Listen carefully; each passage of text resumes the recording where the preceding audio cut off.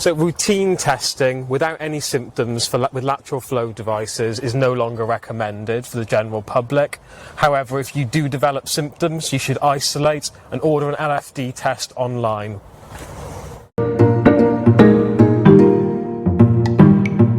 Regardless of the result, not negative or positive, you should always upload, ideally as soon as that result's available.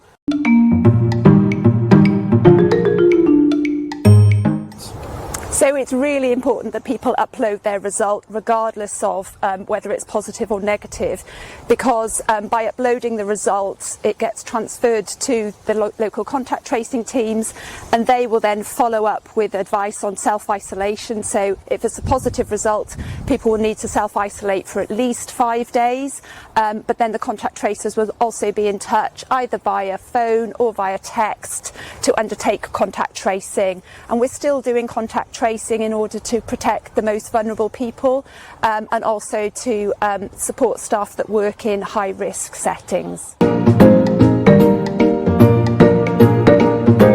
think it's really important to remember that face coverings are still mandatory in health and social care settings. So if you're going to a hospital, a care home or for a GP appointment, you will still need to wear a face covering unless you're exempt. This is so that we can safeguard extremely vulnerable individuals. And I'd also add to that if you're visiting elderly relatives or somebody that is vulnerable, then we'd suggest wearing a face covering to do that as well. No. So for health and social care staff, as well as staff at prisons and special schools, is an entirely separate testing regime.